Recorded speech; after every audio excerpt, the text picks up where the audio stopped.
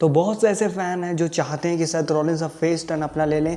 बहुत टाइम से Seth Rollins heal हैं, तो कैसे सेथ रॉलिन्स को फेस बनना चाहिए, इसके पीछे भी कुछ स्टोरी रहनी चाहिए ना।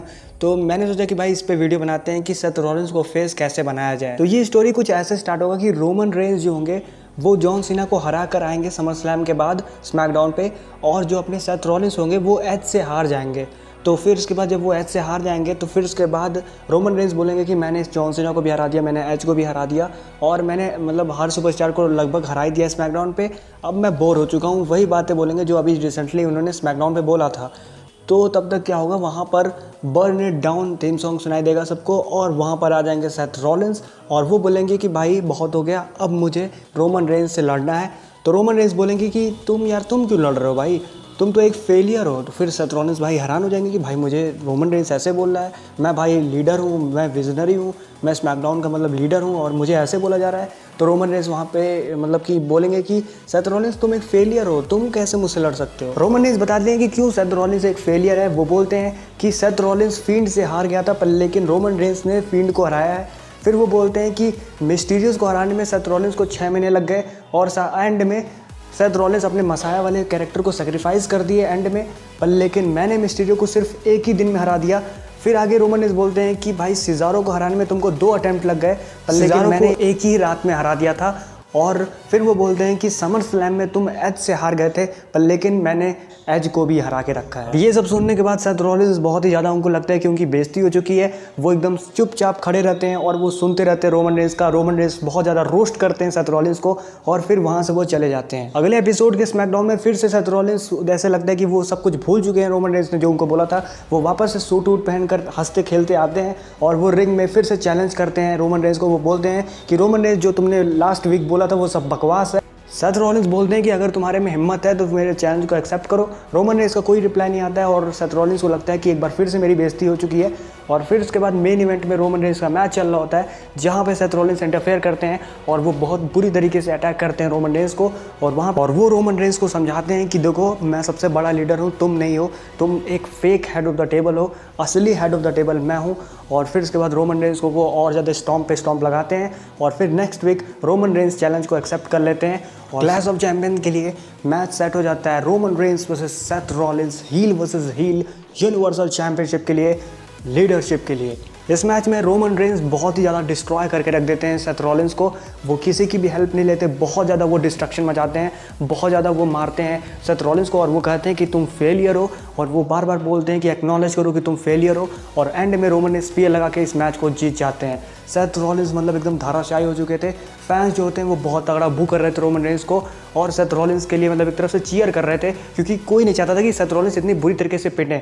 पूरे मैच में भाई जैसे ब्रॉक लेसनर ने जॉन सीना को पीटा था, वैसे भाई रोमन रेंज सेथ रॉलिन्स को पीटते हैं क्लैश ऑफ चैंपियन में। क्लैश ऑफ चैंपियंस में एक तरफ से रोमन रेंज दिखाने की कोशिश करते हैं कि वही असली लीडर है, वही मतलब हेड ऑफ द टेबल है, और वही मतलब एक तरफ से वो दिखाना चाह रहे थे सेथ रॉलिन्स को कि सेथ रॉलिन्स एक फेलियर है। रोमन रेंज की वजह से सेथ रॉलिन्स इतने फेमस है, वरना सेथ रॉलिन्स को कोई पूछता भी नहीं। स्मैकडाउन पे रोमन रेंज आते हैं और वो बोलते हैं कि देखो सेथ रॉलिन्स एक फेलियर है, ये सबको एक्सेप्ट करना चाहिए, ये ऑडियंस को भी एक्सेप्ट करना चाहिए। तुम लोग उसे बुक करते थे, बहुत सही काम करते थे, क्योंकि सेथ रॉलिन्स एक फेलियर है। रोमन रेंज से हारने के बाद सेथ रॉलिन्स का रिएक्शन ही नहीं आता है किसी भी चीज़ पे। मतलब वो मैच को जीतते भी हैं, हारते भी हैं, उनका कोई भी रिएक्शन नहीं होता है।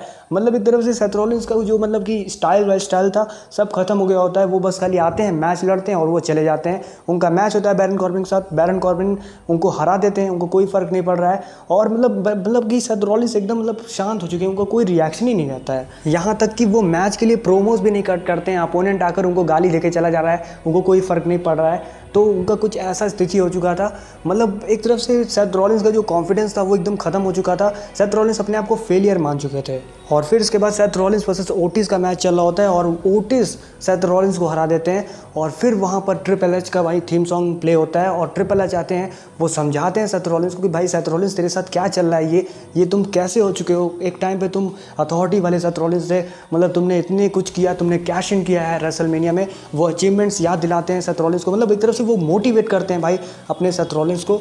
सेथ रॉलिन्स सिर्फ ट्रिपल एच की बातों को सुन रहे होते हैं और उनका कोई रिएक्शन नहीं आता है। और फिर ट्रिपल एच बोलते हैं कि भाई देखो यार सेथ रॉलिन्स, स्मैकडाउन को तुम्हारी ज़रूरत है, रोमन रेंस की तबाही को तुम ही रोक सकते हो। रोमन रेंस सबको हरा दिया है, ड्रू मैकिंटायर भी फेल हो चुका है रोमन रेंस को हराने में। ट्रिपल एच समझाते हैं सेथ रॉलिंस को कि ऑडियंस को चेंज चाहिए, जो कि रोमन रेंस नहीं देना चाहता।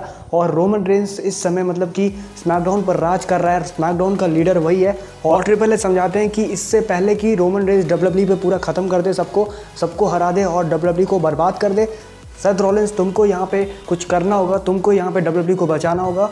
तुम विजनरी हो, तुम हमेशा फ्यूचर के लिए सोचते हो, तुमको यहाँ पर डब्ल्यूडब्ल्यूई के फ्यूचर को बचाना पड़ेगा। ऑडियंस भी यस यस चैंट करने लगता है सेथ रॉलिंस के लिए। और फिर उसके बाद सेथ रॉलिंस का मतलब मोटिवेशन वापस आता है। वो बोलते हैं कि वो ट्राइबल चीफ को भी स्ले कर देंगे और फिर से वो चैलेंज करते हैं रोमन रेंस को।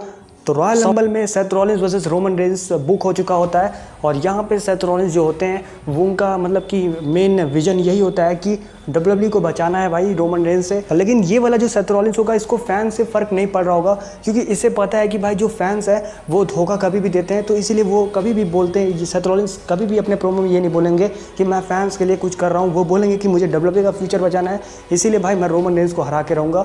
सेथ रॉलिंस बोलते हैं कि इसने डब्ल्यूडब्ल्यूई के प्रोडक्ट को बोरिंग बना दिया है, मतलब 1.5 साल से ये चैंपियन है, चीटिंग कर करके ये जीतता है और ये सबके मतलब मोटिवेशन को ख़त्म कर दिया है, सबके करियर को बर्बाद कर रहा है ये। साथ ही साथ रोमन रेंस शील्ड का भी नाम बर्बाद कर रहा है, शील्ड के भी नाम को मतलब मिट्टी में मिला दिया है। रोमन रेंस देखते हैं वापस से सेथ रॉलिंस उनका अपोनेंट है, वो बोलते हैं कि यार ये बंदा कितनी बार आएगा, बोरिंग इंसान है, एक ही बात बार बार बोलता है, इसको मैं कितनी बार समझाऊं कि ये फेलियर है और हमेशा फेलियर रहेगा। शील्ड का लीडर मैं हूँ और मुझसे बड़ा मतलब सुपरस्टार आज तक कोई पूरा डब्ल्यूडब्ल्यूई में हुआ ही नहीं है। मैं सबसे बड़ा ड्रॉ हूँ, कोई भी मेरे लेवल का नहीं है। मैं अपने समूह में सबसे बड़ा हूँ और सबसे आगे मैं ही हूँ। मतलब अपने आप की बहुत तारीफ करते हैं रोमन रेंस। सेथ रॉलिंस थोड़ा समझाने की कोशिश करते हैं कि भाई देखो हम तीनों का मतलब इनपुट था जिसकी वजह से शील्ड इतना आगे गया, और वो बहुत ज़्यादा कुछ समझाने की कोशिश करते हैं रोमन रेंस को, पर लेकिन रोमन रेंस कुछ नहीं समझना चाहते हैं सेथ रॉलिंस से। उसके बाद रॉयल रंबल में मैच होता है Seth Rollins versus Roman Reigns for universal championship. और इस मैच में सेथ रॉलिंस एक तरफ से डिस्ट्रॉय करते हैं रोमन रेंस को, वही जो क्लैश ऑफ चैंपियन में हमें उल्टा देखने को मिला था। लेकिन इधर सेथ रॉलिंस रोमन रेंस को बहुत ज़्यादा मारते हैं और वो मैच को ऑलमोस्ट जीतने ही वाले होते हैं। तब तक वो जब स्टॉम्प लगा रहे होते हैं उसी टाइम मतलब कि जे उसो ने रेफरी को खींचा और रोमन रेंस लो ब्लो लगाकर एक स्पीयर लगाकर मैच को वो जीत जाते हैं। तो एक तरफ से रोमन रेंस चीटिंग करके यहाँ पर जीत जाते हैं ताकि भाई सेथ रॉलिंस बर्बाद ना हो। उसके बाद रोमन रेंस भाई सेथ रॉलिंस की तरफ देखते हैं और वो कहते हैं कि मैं इस बंदे को अब डिस्ट्रॉय कर दूंगा, इसका मतलब करियर ही खत्म कर दूंगा, इसको मैं इंजर्ड कर दूंगा जिससे ये आगे वापस मेरे रास्ते में ना आए। और फिर उसके बाद वो डिस्ट्रॉय करने एकदम जाते ही हैं, वो चेयर वेयर लेकर मतलब एकदम अटैक कर रहे होते हैं सेथ रॉलिंस के ऊपर।